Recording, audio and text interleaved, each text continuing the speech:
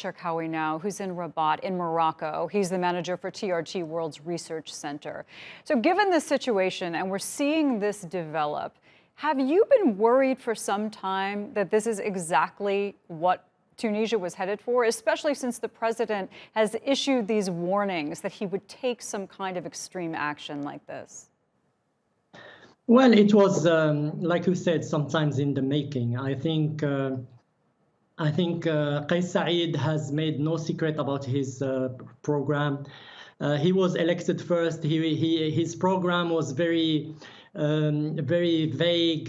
He didn't come with any particular aspects. But once he came to power, it becomes clear that he doesn't want to work with the premises of the existing constitution, and he wanted to accumulate powers. So it's become clear that there will be a clash, not if, but when. And I think the climax was reached yesterday, and I think we will see more as we go. But just I wanted to come back to a point mentioned by your correspondent, Nadia Shawash, about the situation of the coronavirus. I think coronavirus, Tunisia was one of the most successful cases, most successful countries in handling the situation in the early phase.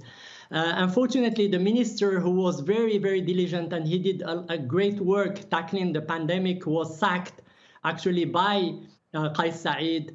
And after that, only like amateurish and kind of unprofessional people took over, and we saw the situation actually getting out of control. So we have to place responsibilities where they are. And I think Saied came with this willingness to rotten the situation, and actually he succeeded by creating frictions, actually making things worse, and putting the blame where it shouldn't. In some areas where actually there was a lot of good work being done, but it receives very little, I believe, very little public relations or PR coverage. So we have to be careful when we study the situation. Something that we saw today that was pretty stunning was that the offices of Al Jazeera, the news organization, were raided by security forces. Everyone was forced to leave, and the offices were closed. Does this come as a surprise to you as well? Well, I don't think so. I think Al Jazeera is actually the test case for any coup d'etat.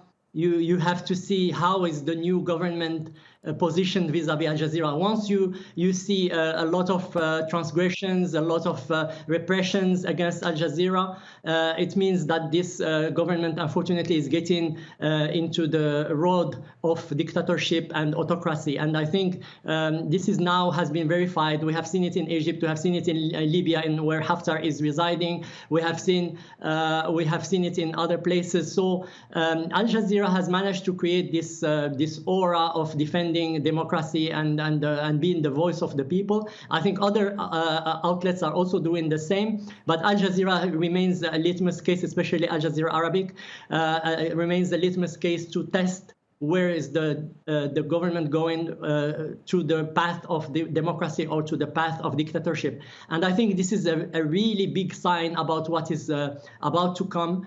And I think the international opinion, world opinion, needs to be mindful about the situation and the gravity of the situation.